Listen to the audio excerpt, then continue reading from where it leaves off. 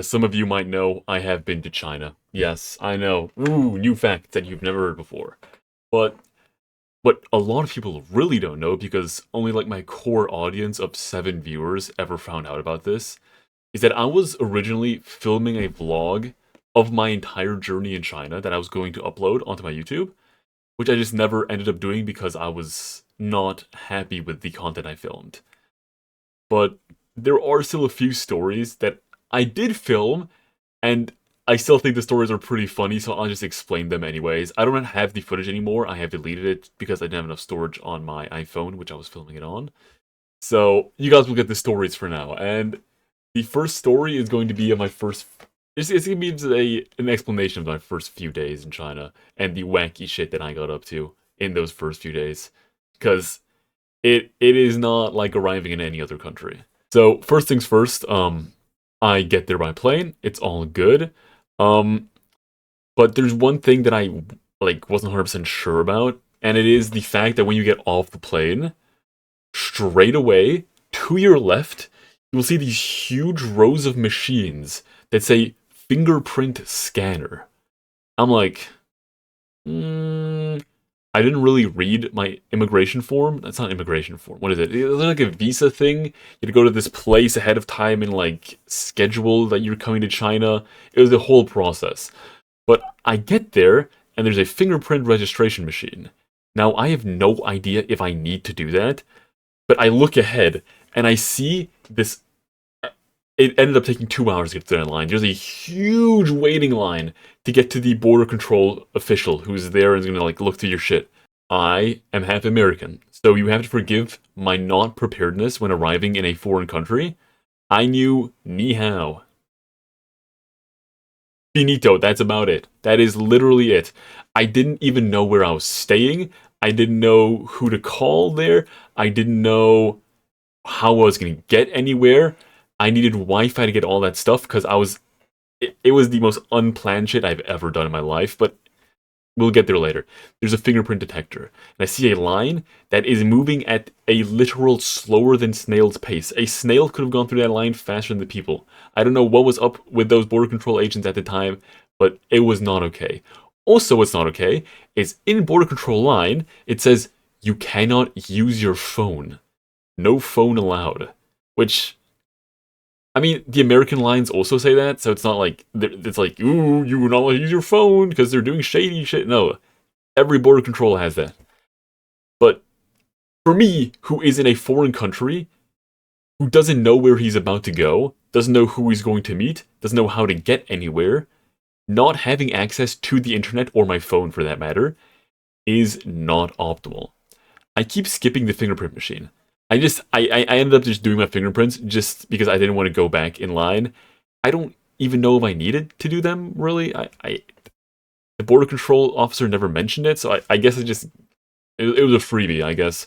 The Chinese government got it for free. I can't be bothered. I didn't do anything criminal anyways, please.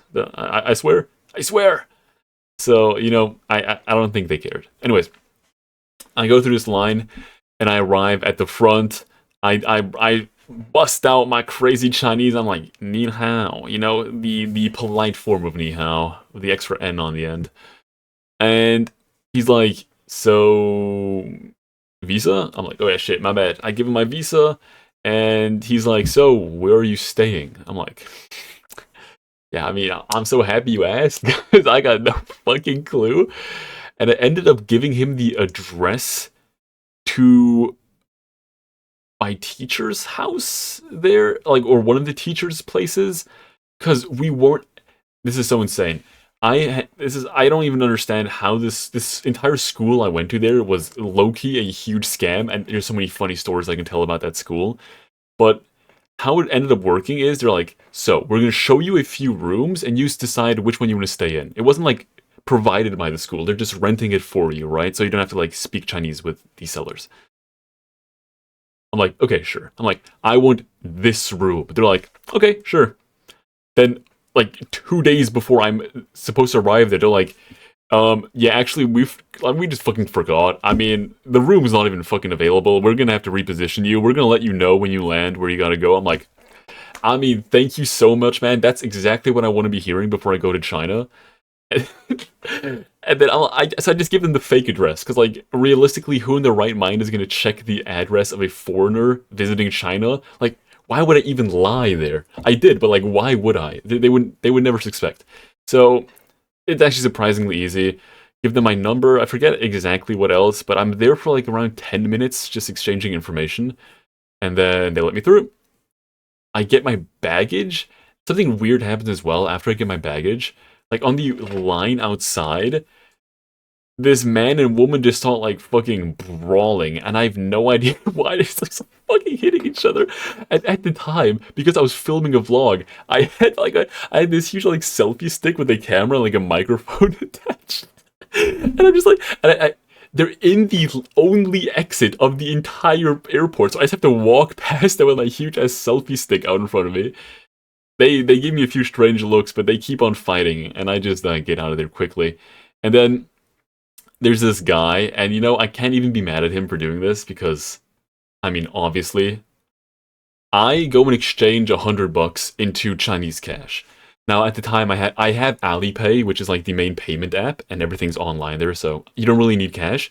But I thought it'd be good to have like $100. I only used the $100 from what I'm about to tell you next, and never even touched cash the entire 6 months I was there.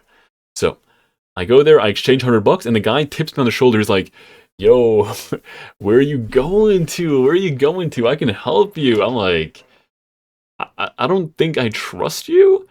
And then he like tips at his like name thing, and it says like airport official. Like, I'm not even kidding. It literally says like airport help official. So I'm like, there's no way they were allowing a man in here with the nameplate airport help official who isn't an airport help official. You know what I mean? I don't know what an airport help official is, but I'm guessing if there's a lot of foreigners coming in, he helps them. Doesn't matter. He escorts me. He's like, "Yo, I can carry your bags for you."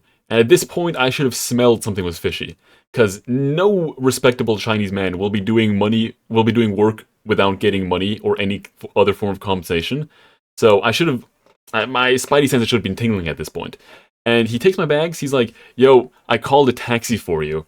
I'm like, "Okay." He's like, "Don't worry, it's a normal rate, normal rate." And this is where my spidey senses should have gone into overload and actually broken down. Cause he's like, "Yo, so this is gonna be he thinks of the number. He's like, "Yo, this is gonna be like 320 RMB, which kind of translates to how much? Like $40? Translates to about $40. I'm like, "Yo, I only got 300. He's like, "Oh, that's fine." What do you mean that's fine? And I didn't even pay the taxi driver, I paid him. So at this point, I come from Switzerland, where a taxi will cost you $60, so it's not like that much of a scam. Come to find out, this is insane. The train from the airport directly to next to my house, right? Which takes basically the exact same amount of time. It cost 40 cents. I was paying 100 times the price. It doesn't matter. He gives me a water. I'm a happy camper. I get in the back. He drives me to the address that I finally got connection outside of the airport, and she sent me some random place, which wasn't even my main address. I just had to live there for like 2 weeks before I actually could go into my main house. And I get there. It's all good. I'm starving, so it's actually not all good. It's like 8 in the evening. I'm in a house alone, no water, no food. No one comes to pick me up. No one shows me around. I'm like, I call her. I'm like, "Yo, where can I go for food around here?" And this is the insane part. When I arrive at the house, the door is cracked open, right? So I can go in. There is a lock. There's a combination lock on this house. I was not told the code. Me, just having walked in the first time, don't think to ask for the code before I walk out of the house. Me, also being in China for the first time, do not realize what a actual brain dead area my teacher has placed me in. There is like no restaurant within 10 minutes of walking. So I have to walk 10 minutes away from my house to even get to a restaurant area to begin with. I didn't have bikes. There's like rentable bikes you can get there. I couldn't get those. I didn't know how to get those. I wasn't connected to the apps. So I walk 10 minutes. I end up, my first 2 days, I end up eating in a McCafe because that was the only place that spoke English. And the other places didn't really understand what I was saying. And I didn't trust them either. Because, like, you have to see it out of my perspective. Yeah, okay, you're in China, do what the Chinese people do, right? Eat at some random place. This is my first day here. I do not want my bowels to literally self-implode, right? You have two choices. A Nescafe with a delicious burger, or a street stand with a guy who is coughing on his meat. I, personally, I chose the safer option, which, I mean, I'll make some stories about the terrible food I ate there as well. Um, it was okay. It's fucking McDonald's. It wasn't gonna be bad. And then I didn't drink anything either. I had nothing to drink. So what I ended up doing is I go back home.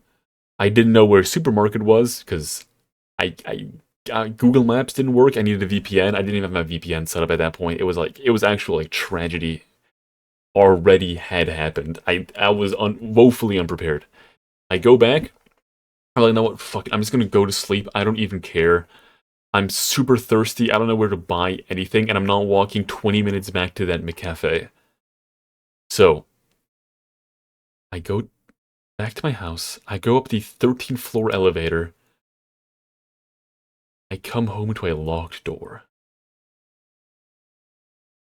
And you know when like your friend calls you or your mom calls you and you call them right back and they've like destroyed any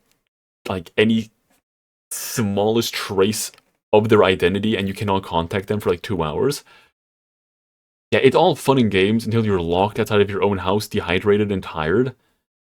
And you don't know the code to get back in, and the only person who knows the code isn't answering you. Yeah, it took her like half an hour to respond, which I mean, isn't that much unless you're freezing in front of your door. So it just, yeah, it wasn't that fun. I ended up just stealing a water from my roommate, who I actually never ended up meeting. There was a whole problem with where they show. This is also insane. This is the last part of the story, and then I'll cut up the other days into different stories. They're like, "This is your room." They send me a video of the room. They're like, "This is your room." I'm like, "Fucking sure." This isn't the one I asked for, but I'll do it. I move in. They call me at like 12 in the evening, and they're like, "Oh yeah, you're getting a new roommate. Don't worry about it." I'm like, "Okay." Next morning, I wake up to like 3 texts because I woke up at 11 in the morning instead of I'm jet lag, sleep deprived, everything. I didn't wake up early, and it turns out the room they sent me a video of wasn't actually my room, and it was supposed to be the roommate's room. So the roommate knocked in the morning. I didn't wake up because I was dead tired, and he just moved into a different room. And then we're doing like this three-point turn where I went into a different room, he went into that room, and then I ended up going into that room. So I changed rooms 3 times in the 1 week I had to stay there. And I had to move houses anyways. So it was a bit of a shit show. But yeah, that's the first day in China. And it gets a lot worse. It gets a lot worse. I'll give some more stories later on, but I hope you enjoyed the first one.